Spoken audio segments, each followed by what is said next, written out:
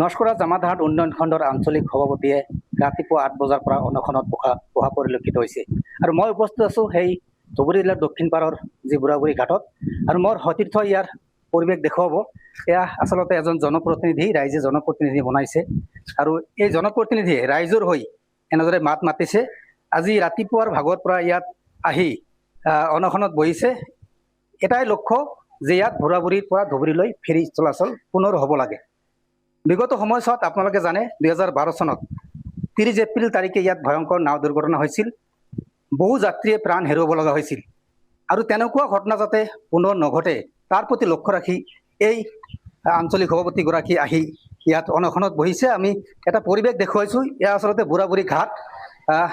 বুঢ়াবুঢ়ী ঘাটৰ কাষতে যি জাহাজত উঠা যি এই ঠাইখন, সেই ঠাইখনতে বহিছে। মই পোনে পোনে তেখেতৰ সৈতে কথা পাতিবলৈ যত্ন কৰিম। আচলতে কি ক'ব, আপোনাৰ কাষলৈ আহিছোঁ, দেখা গৈছে যে এটা ব্যতিক্ৰমী মানে অনশন, বা আপুনি কি লক্ষ্য বা আপোনাৰ কি দাবী এইবোৰ আপোনাক জনাব। নাই, আপোনালোকে জানে যে 2012 চনৰ 30 এপ্ৰিল তাৰিখে আমাৰ ইয়াত যি এক নাও দুৰ্ঘটনা হৈছিল, লঞ্চ দুৰ্ঘটনা হৈছিল, সেয়া আছিল গোটেই ভাৰতবৰ্ষ নহয়, গোটেই বিশ্বৰ কাৰণে এক ভয়ংকৰ দুৰ্ঘটনা।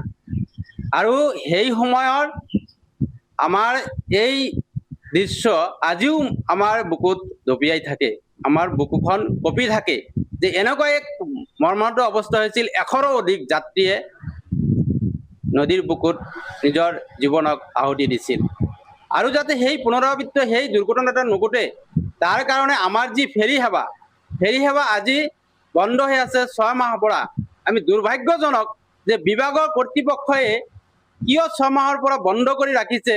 ইয়াত কোনো ধৰণৰ নোটিছ দিয়া নাই, কোনো ধৰণৰ ৰাইজক অৱগত নকৰাকৈ নিজৰ ইচ্ছামতে খেল খুচি মতে সেই বিভাগটো চলাই আছে। আমি ইয়াতে মৰ্মাহত হৈছোঁ যে যোৱা কেইদিনমান আগতেও নাও এখন দুৰ্ঘটনা হ'বলৈ ওলাইছিল, যি ভয়ংকৰ এক পৰিৱেশ হৈছিল। সঁচাকৈ তেতিয়াও বুকুখন কঁপি উঠিছিল যেন আকৌ আমাৰ এই মানুহ নিশ্চয়কৈ 50-60 জন মানুহ মৃত্যুবৰণ কৰিলে এনেকুৱা এক পৰিৱেশ সৃষ্টি হৈছিল। আমি কিমান সময় থাকিব?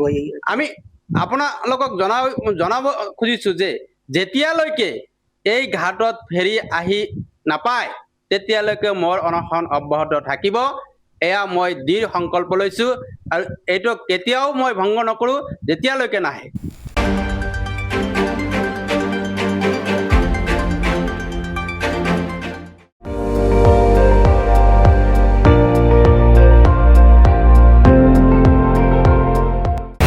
আপুনি চাই আছে ND24, সৰ্বশ্ৰেষ্ঠ নহয় সৰ্বোত্তমৰ দৌৰ।